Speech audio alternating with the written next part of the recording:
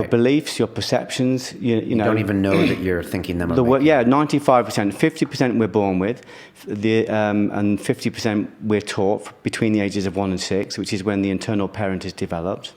50% we're born with as humans, with instincts and... We inherit most of our perceptions through our genes, through our parents. Yeah, I've never heard that theory. Yeah. It's so, but you see it around you. I mean, that's what what the current science is saying, that that our cells are led by perception, which is powerful. But it's saying that 95% of those perceptions are unconscious and they're never challenged. Right.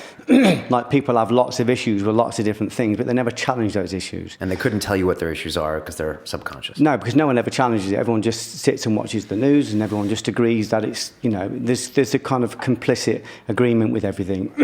Like a big thing, for instance, is money. People have a perception of money, that it's good or that it's bad or that it's dirty lucre or whatever it is, but money actually doesn't physically exist. But people don't challenge that perception. Money is an exchange of energy with a perceived value. That's all it is. Yeah, it's just perceived value. So it's so it doesn't actually physically exist, but people are prepared to die for their belief in what money is. Or when we talk about religion, when we talk about dogma, people don't actually challenge what they hear. They might hear something about Islam and they think fundamentals or fundamentalists, but when you read the Quran or when you read Muhammad's life story, that's not what you see. You see a hugely courageous man, you see a system that's developing, you see the same message in the Quran as you see in the Bhagavad Gita, as in the Torah, as in the Old Testament, the New Testament, the Tao Te Ching, the Guru Granth Sahib, the Mahabharata. They all say exactly the same thing. You have problems. These are the problems. These problems are perceptions. When you connect to Logos, those perceptions can be changed. So you're saying you have to know yourself first, and a lot of your perceptions about yourself and the world are unconscious. So how do you know yourself before we get to the Logos? It's a great question. And then what I've found is the best way to know yourself is the best way to find out who you are is, first of all, to trace who you're not. I know if I go down the list of the 7 deadly sins, I know I'm not jealous. That's not who I truly am, because jealousy is fear. So it has no existence, really. It's a perception. I know I'm not envious, which is fear. I know I'm not violent. I know I'm not aggressive. I know I'm not greedy. I know I'm not judgmental. I'm none of those things. So when any of the fear signals rise up in me, I automatically know it's false. So if I experience a jealous identity, I know that's not who I am. It's not how I want to live in the world. If I experience a violent or an aggressive tendency, I know that's not me as well. That's not how I want to live. That's kind of it's a frequency of sediment. It's a low frequency.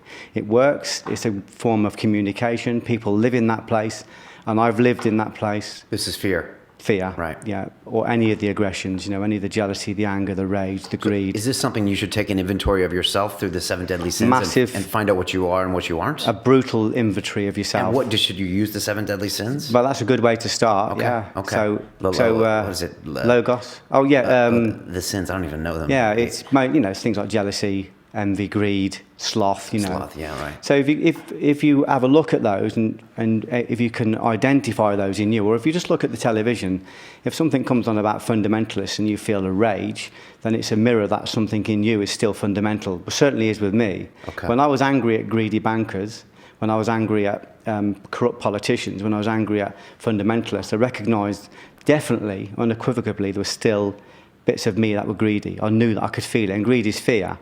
When I looked at the fundamentalists, I thought there's parts of me that are still have fundamentalist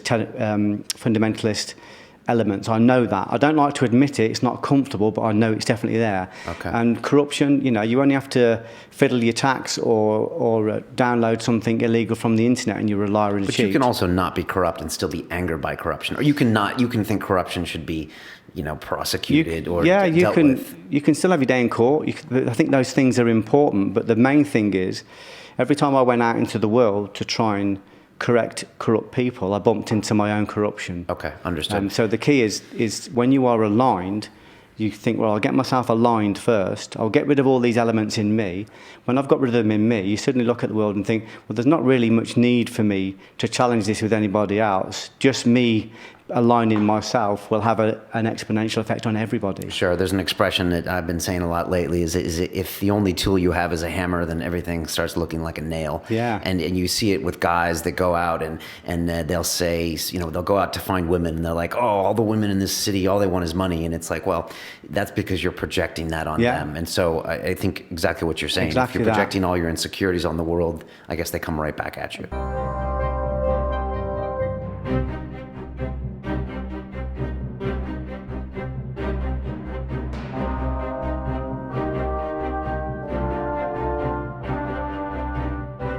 This week on London Real, we have astrophysicist Neil deGrasse Tyson. I wake up every morning astonished that an astrophysicist can have 1.7 million Twitter followers.